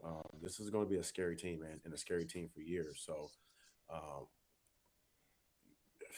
a lot of teams should be very afraid to try to match up against the Spurs in the playoffs. A lot of teams in the West this season you think should be very afraid to see this currently second-ranked Spurs squad in the postseason. Yep. This is a more, yeah, for sure. All right, Swag, let's move on to you. What are your biggest takeaways from the Spurs' dominant play over the past 6 weeks, 15-1 in that stretch? They're also 7-1 against the top 3 teams in the league. I would say just besides Wemby, the balance scoring between Fox and Castle and all them other guys, the effort they put in on the defensive end. When you got a guy like Wemby in the back there, they're playing great. I think Fox don't get a lot of credit for being a silent star on the team, a sleeper. He's getting overlooked by the performances of these, Castle, Wemby, and what they're doing. But they got a balanced team, and when it comes to the playoffs, I think that's going to be the scary part. They could score in half court, they could push the ball, fast breaks. They play both ends. It's just going to be about their mindset. Being young, I think some people probably try to use that against them, but they're showing that they don't have no weaknesses right now. So just continue to do what they do. Spurs have no weaknesses. Interesting to hear you say that. Kenyon, let's shift over. You were the biggest takeaways from the Spurs' dominant 15-1 stretch over their last 16 games. No, to B's point, they've been putting together all season. Taking certain games of some people regular season value to making it a more intense playoff environment, I think goes a long way in your winning approach. Winning in this league is contagious. Once you have a taste of it, you want to continue it. And I think the Spurs got a taste of that early in the season, man, on what winning a lot feels like. And in order to put it together over the last month, helps moving forward late in the season. So you have certain values and certain strategies to lean on that dictates winning. So I think them learning that throughout the season, learning what it's like to have Wemby off the floor, learn how to win without him, learn how to win with him being on minute restriction, I think helped the rest of the guys. So, and you are where you are now when you can put together a streak like they're doing now. Um, yeah, so like, and winning is fun, man. Winning is a formula for longevity in this league. And I think the Spurs as an organization has proven that. And I think they're heading back in that direction, man, with the core that they have now. Last but not least, let's move on to Cemetery Larry. I believe you've opened the book. You scanned through. I'm not sure what chapter you're on. But what are your biggest takeaways from the Spurs? Dominant stretch over the last 6 weeks, anchored by Victor Wamba, as he is known. Chapter 64, the book of Mitch Johnson. Mitch Johnson gets his own book. Yes, the Mitch Johnson era is fully underway. I think he's taken a couple pages out of the Greg Popovich era, but he wanted to transform this into his own identity. And I think he's done that with not making it post-eccentric, not making it pick and roll heavy. He's making it free flowing where all guards and all players have an ability to step up and be a part of the formula. And if you really think back to the Spurs formula, it was really three guys. Bonner might have got his stuff. Bowen might have got his stuff sometimes. But right now, you got Harrison Barnes, you got Carter Bryant, you got Luke Cornett, you got Dylan Harper, you got Champagne, you got Vassell, you got Johnson. I mean, these are all guys without me saying Castle, Fox, or Wemby. And you got a full team of guys who really have locked into what the coach really has in store for the team, what his vision is. And I said it in the beginning of the season when I looked at their first game. Their first game was reminiscent of a team that played well during training camp. They had an incredible training camp, and you could tell it from the start. They're all locked in, and it's showing it. And I think the leadership is non-forced. I don't think that Wemby's saying I'm the leader. I don't think Fox is saying I'm the leader. I think they all communicate very well. They cheer for each other. There's no animosity, and they love winning. So I think the Spurs can take it all. I think they can surprise a lot of people. I think they got depth, they got experience, and they got grit. And I think that's really the formula for competing for something as big as a championship. Mitch Johnson, own book. I like it. Most definitely. So let's talk a little bit about Wemby and what he's been doing this season. Was named Western Conference Player of the Week after averaging 26 points, 11 rebounds, nearly 5 blocks per game across the Spurs' 4-game winning streak. So Jaylen Brown has previously said that he's the best two-way player in the league, but this weekend he was forced to clarify that statement.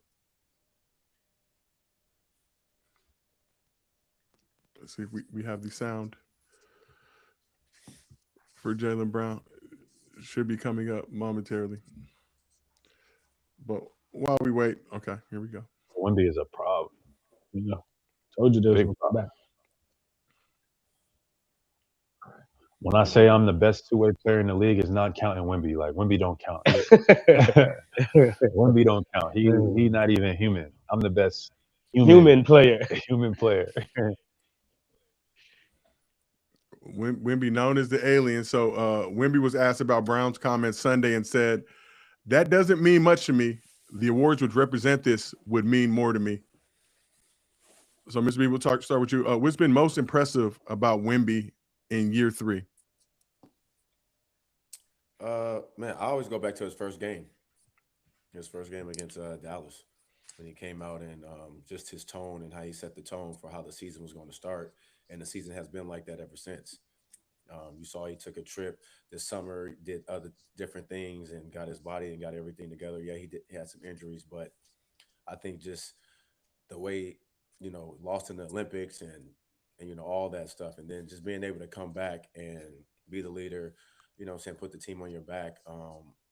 It just says a lot, man. Like a lot of guys who want to be MVP or who gonna want these awards, you got a very short window because this kid Wemby's about to come in and he's about to be taking all the awards and everything. So can you, when you look at Wemby, Jaylen Brown saying he's the best two-way player in the league, non-human. Uh, what's been most impressive about Wemby in year 3? Just the growth, just the continuing putting the work in. You can tell that he's working on his game. He's understanding his body and the NBA game a lot more now. The game is slowing down for him. So yeah, barring injury, his trajectory is crazy. So if Jalen Brown feels that way, yeah, because it would have probably been easier for him to say, "I'm the best two-way guard in the league," and he's the best two-way big. But then you got another big that's doing what he do offensively, so it's kind of tough to say that. So, but I get his point. The Wemby is an issue, and moving forward, he is going to be a force to be reckoned with once he really understands where his shots need to come from, and that I don't have to settle for certain things. So once he gets that down, man, yeah, it's already a scary situation for the league. It's going to get worse for the rest of the guys. Trust me. All right, Shai, let's move on to you. When you look at what Wemby's been able to accomplish, the jump he's taken in this third season, I think front runner for Defensive Player of the Year, in the MVP conversation, likely to make his first All-NBA first team as long as he can hit that 65-game minimum. What's been most impressive for you for Wemby in his trajectory in year 3? I picked him when he got into the league. I figured, it's not a limb to go on and say that he's an alien. He's not from here. He's different. He's built different. His mind is different. He speaks different. He comes with a calmness and a certain mentality that it oversees any type of challenges that arises. Even him going to see the Shaolin monks to calm himself down, calm his body down, calm his mind down, to prepare for the season, to get through the blood clots, and then being able to return and make an impact immediately to help his team propel them to number 2 in the West. I mean, this kid is very, very different. Even helping France, get to the finals against the world team, Team USA, and having a bright spot for their world team, and then coming in here and solidifying himself as a powerhouse in the NBA is it's a lot. It's a storybook for him, and I'm pretty sure he's going to continue growing. He's going to continue getting better. I like everything he's doing. Even though he's going to get better, but I like his approach of not really caring about chasing stats and chasing numbers. He just wants to go out and affect the game the way he can, the best of his ability. And I think when you have a player like that don't really care about none of the stats and none of the awards, that's really like pushing him to go do things, you got a guy who can definitely help your organization win for years to come. Let's move on to Swaggy. So, Swaggy, you had previously referred to Wemby as a lunchtime hooper last season. Looking at the jump he's made this season, what's been most impressive to you about Wemby in year 3? I would say everything, the mindset, the fact that he went and reached out to Jamal Crawford. A lot of people don't do that. They have reach out to superstars or call Jordan or he went to Jamal Crawford. I like that. I like the fact that now he gets respect everywhere he go. People talk highly about him. You can hear the fear in certain players' voices when they speak about Wemby doing the game. And that's a testament to what the work he put in the summertime. Who thinks about going to see Shaolin monks? So whatever you got to do, to get the confidence and get your game right, I'm all for it. And I think this year he took that leap. He wasn't just, I didn't like the fact you 7-6 shooting 12, 13 threes a game, step backs and all that. Um, he's trying to get better. He's trying to learn the game, and that's all you can ask for from any player. Is trying to improve and trying to get better. So I'm all for it.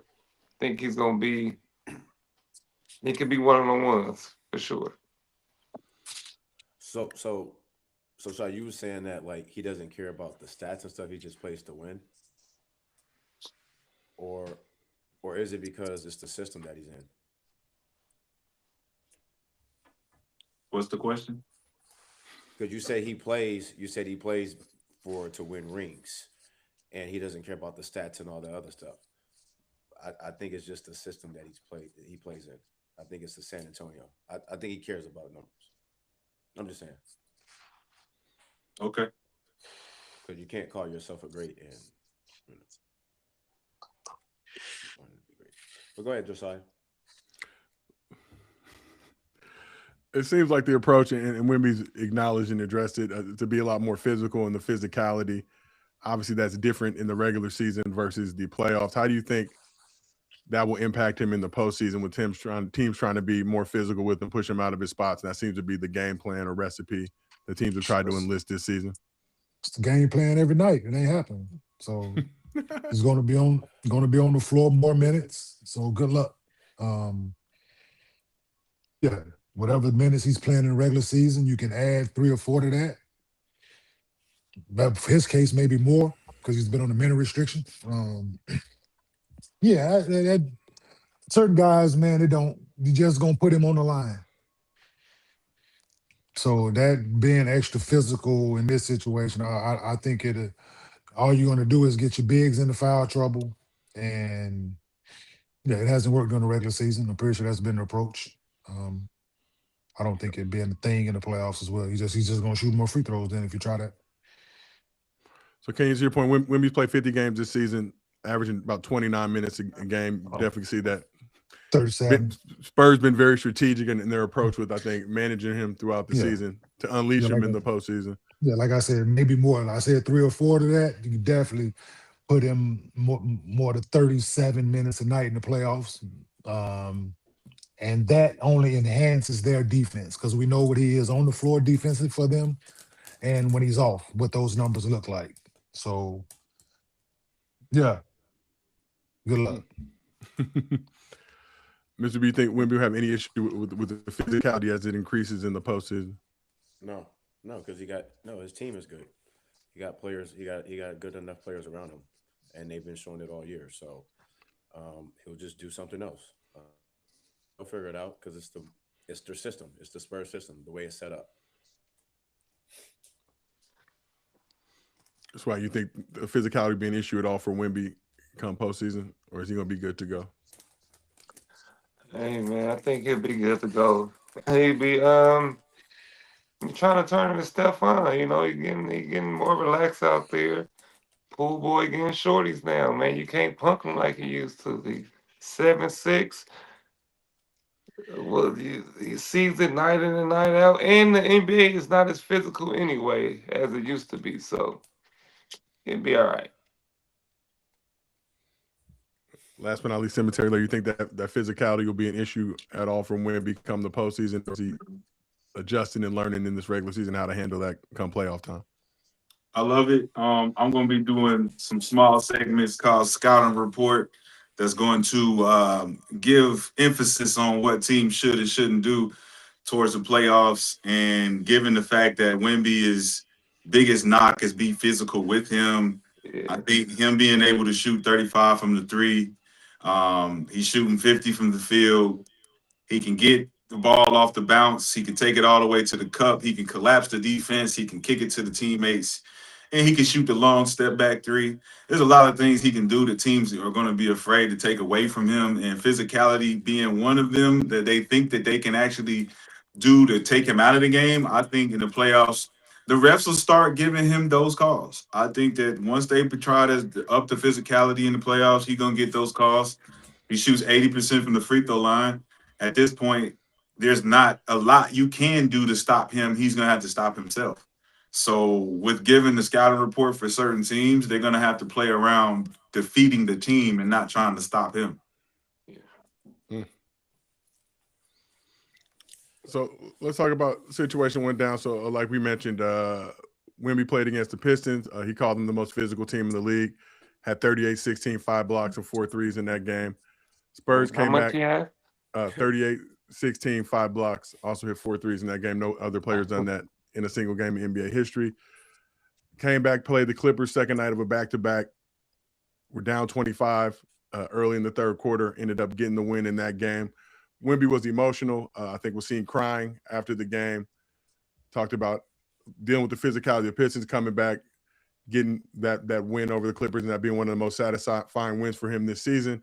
But when you look at that, What was his stats of that game too? You gotta say his stats of that game too. Hold on, let me pull it up. I think it was 29-9. Yeah, it was, Dang.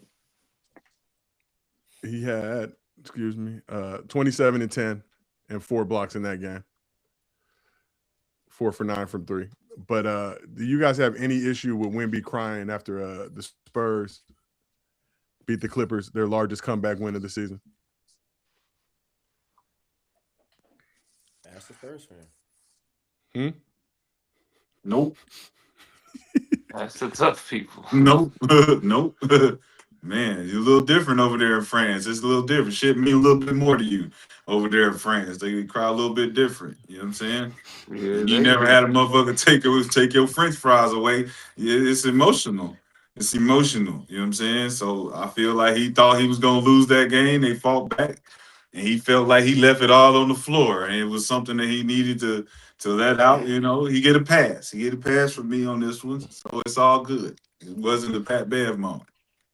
It was not a Pat Bev moment. Pat Bev actually commented on this well, but it was not a Pat Bev moment, in your opinion, Shai. Swaggy, how about yourself? Any issue with Wemby crying after the Spurs beat the Clippers, their largest comeback win of the season? You know, he from France. What you expect, you know? Niggas cry. Yeah. That's what. If you expect anything else, you know, different, you should be ashamed of yourself. So yeah, it's gonna be a couple more games. You're gonna see him cry. You're gonna see him fucking. That's what he does. He plays with. He juggles. He what? Drink. He juggles before games. Drink tea and shit. So biscuits and shit. You know. You ain't never had a biscuit before? So with jelly? It changed your life, huh? It changed your life.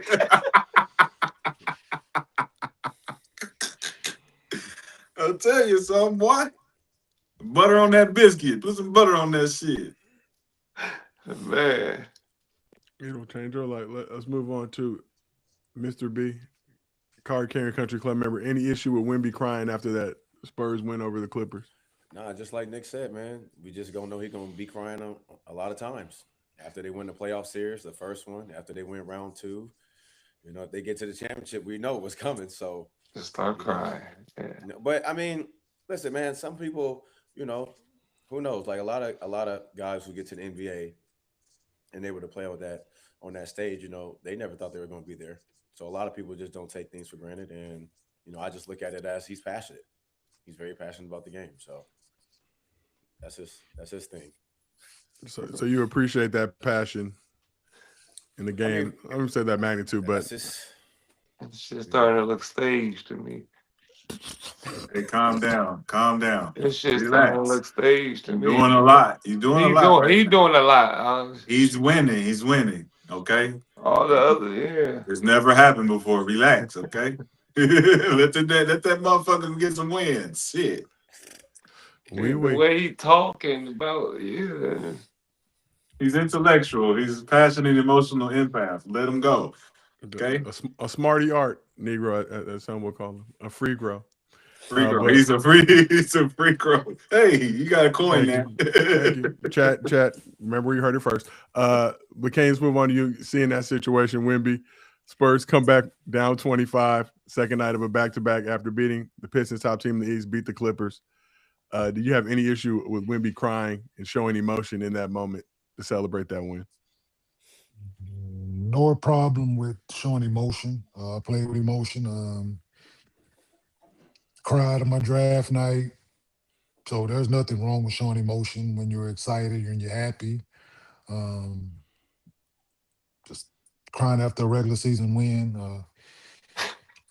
It's a huge win. It's a big win. But just crying after a regular season win just don't do it for me. But that was his emotion that he chose.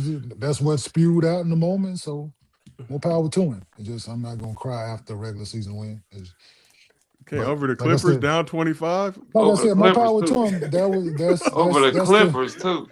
That's the He emotion repeat that the he chose to Clippers. show. Yeah, that's the emotion that he Nigga chose to wanted to beat the show. Clippers back. Kawhi So busted his ass in the All-Star game. That's why. like, yeah, you know what I'm saying? So that's the Yeah. emotion he chose to that's what came out in that moment. So I can't fault him for it, but is it my thing? Nah, I'm not gonna cry after regular season game 58 of the NBA season. It's just not going just nah.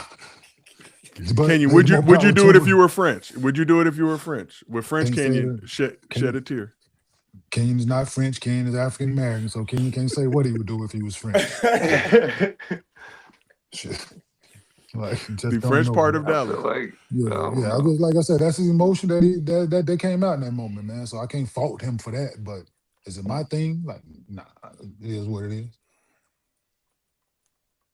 So I feel looking And like ahead, he trying to show. For there's me, nothing I wrong don't with know. crying. There ain't nothing wrong with crying either. Don't make people Ain't nothing wrong with tough, crying. man. No, ain't nothing wrong with crying, man. Shit. Nope. But in that Shit moment, hurt. nah. Yeah, not in Oh, that. yeah. In that It moment, goes into like he trying to show that like he plays hard with passion, and we know like all this starting to go into like he always sending shots. I feel like this alone, them shots, like to show that he plays with. He leaving it all out there. He cries after a game. Like all this is starting to look a little staged to me. right? I think it's the second or third time I've heard you say that. You feel like Like he's steady sending shots towards America and the NBA. Like they the only team that plays hard, play the right way, and everybody else don't do what they do. So I feel like that's along the same lines, like showing shedding the tears, showing them like, yeah, we went out there, we played our hearts out, type shit. So Shot. I see you got a phone call. I did. I did. Ooh. Yeah, I can't even reply. I can't repeat none of the shit. He said it all in French, but I was like, yeah, I get it. I get it. He don't get no crepes either. As soon as that nigga want a crepe, he don't get one. Fuck it. No crepes for Nick. Shit. We don't care. Hey, live passion. Passion. Play with passion. Play with passion. I can't Cool. get no crepes though No with the crepes for you, Nutella. Philly. Nope. No Nutella, Damn, no, none of that. No strawberry, none of no that. strawberries. Yeah, it's all right. We So got funnel cake. I get a funnel cake instead. And that's much better. That's much better. Americanized funnel Right? cake. Okay. imagine that. Okay. But we talk about these Spurs 15-1 their last 16, 7-1 against the Thunder, Pistons, and Celtics. Spurs dominated the Thunder in the regular season, winning 4 or 5 games against their division rivals. That was a regular season. Playoffs will be much different. If these two teams do happen to collide in the postseason, how do the Spurs need to approach beating the Thunder in a 7-game series? Wemby is going to be out there for 37 minutes a night, man. 37, 38 minutes a night. That's the advantage. So 4 out of 5 times, him being on minute restriction, him not playing the full totality of what he's supposed to get out of him, he is the key if they were to beat the Oklahoma City Thunder in the playoff series. My opinion, he is the X factor in all of that. Being on the floor for longer helps them defensively. It deters Shea from driving to the basket and getting a lot of his looks. So, Wemby. To me, I mean, definitely Wemby, and they're gonna have to approach it like they did when they played them the first three times. How they just went out there and kind of bullied them. They're going to have to watch that film and watch that tape, but that's the type of mindset they're going to have because I mean these are the champions, and they don't you know, they do what they do. So I think for them, they will have to approach it like they played them, like I said earlier, and like Kenyon said, they got Wemby out there, so that's their advantage. Yeah. And B, to your point, I think they have enough mentally. The film, it is what it is. I think they hungry enough that they don't need like to go. They can watch certain things that they did well, yeah. But Hmm. the fact that we feel in here that we got their number makes us play that much Yeah, harder I'm about to and say OKC lock got to in on figure it the out. game plan. You know what I'm saying? But my Okay. opinion, but this Okay. is my opinion. I feel like OKC got to figure out how to beat them. Like hearing them in a press conference, Jalen Williams, he talks about Wemby, like they got a guy over there. Like I hear a little fear in their voice. So I don't know. I think the Spurs got their number. I think it's on OKC to figure out how to beat them. That's a good. Interesting. Good I never point. thought of that. Defending Good point, champs. Nick. That's a good point. I never That's a good even point, thought of Nick. that. So switching to that side, if you're OKC, how do you feel like you need to approach it? And this is hoping, obviously, that you have some semblance of a healthy roster. Jalen Williams back, That's Hardenstein, Chet. that's the I first key. say That's the first key. I'll say this. Two guys played well last night. AJ Mitchell, Jared McCain made big shots down the clutch. And I feel like Denver, the way Denver played OKC was similar to the way the Spurs played OKC early in the year, where they doubled early on Shea, got the ball out of his hands, trapped him when they could, but they forced the other guys to play move it basketball. And when you look at Joker's not the defensive presence that Wemby is, but he was moving his feet in the rotations to make sure that those guys took hard shots. You put those other two guys in the lineup, Jalen Williams and Harkenstein, even Caruso. You got guys that can do things, but I think the element that the Spurs bring to the table is being able to match up guard for guard, big for big, and being able to oversee that on the other end of the floor. So if you can allow Shea to have 35, 15 assists, you could potentially lose that game based on him finding the other players and them hitting shots. But I feel also like if those players like Harrison Barnes, Dylan Harper, all of those guys can lock in, close out, make those guys put the ball on the floor and attack the basket. That's going to change the dynamic for the Spurs. I don't think they should play the same. I think that OKC is going to change something up. I think it's going to be a dynamic of trying to figure out who do you stop rather than doing the old game plan. So for the Spurs, is keep doing what you're doing offensively, keep adjusting defensively. But for OKC, you need another X factor because if Williams doesn't show up for the playoffs, you don't have an offensive presence in Harkenstein.